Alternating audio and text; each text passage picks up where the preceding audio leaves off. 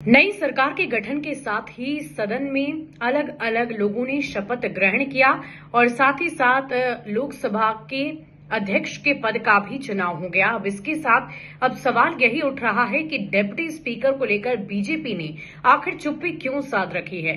क्यों बीजेपी की तरफ से डिप्टी स्पीकर को लेकर किसी तरह का कोई बयान सामने नहीं आ रहा, या फिर किसी भी नेताओं की तरफ से क्यों इस पद को लेकर किसी तरह की बात नहीं कही जा रही। आपको बता दें कि विपक्ष यही चाहता है, उन्होंने यही शर्त रखी थी कि अगर स्पीकर पद का चयन आपकी तरफ से किया जाता है, यानी कि ओम बिरला का समर्थन हम तभी करेंगे जब डिप्टी स्पीकर विपक्ष की तरफ से बनाया जाएगा। हालांकि सदन में निर्विरोध तौर पर ओम बिरला का चयन हो गया और ओम बिरला इस वक्त अध्यक्ष पद पर हैं और लगातार वो सदन की कार्यवाही में मौजूद रह रहे हैं। लेकिन आर्टिकल 93 के अनुसार संविधान के ये कहा गया है कि सदन में से कोई भी दो व्यक्ति अध्यक्ष या डिप्टी स्पीकर के पद पर जरूर होना चाहिए, लेकिन अध्यक्ष का तो चयन कर लिया गया है। डिप्टी स्पीकर को लेकर अभी भी संशय बरकरार है। विपक्ष लगातार एक ही बातें कह रहा है कि हमें डिप्टी स्पीकर का पद चाहिए। आपको बता दें कि इससे पहले लगातार विपक्षी के दलों की तरफ से ही डिप्टी स्पीकर के पद पर कोई ना कोई मौजूद रहा है।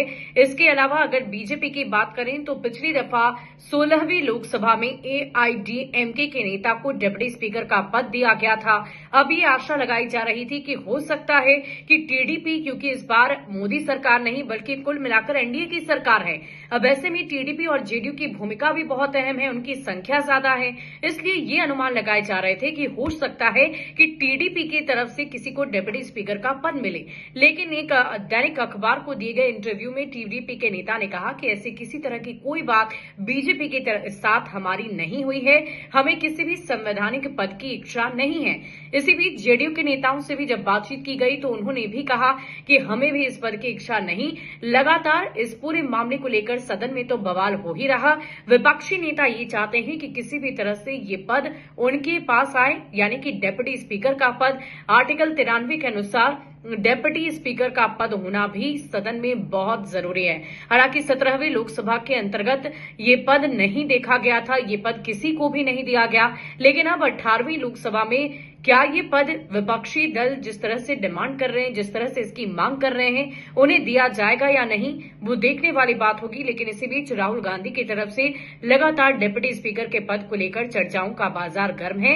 विपक्ष के लिए डिप्टी स्पीकर का पद इसलिए भी अनिवार्य हो जाता है क्योंकि उनकी संख्या बल ज्यादा है और ऐसे में वो ये उम्मीद करते हैं कि संख्या बल ज्यादा होने की वजह से उन्हें डिप्टी स्पीकर का पद मिलेगा, जिसके अंतर्गत वो और भी ज्यादा सदन के कामों में हिस्सा ले पाएंगे, अपनी आवाज को और भी बेहतर ढंग से बुलंद कर पाएंगे।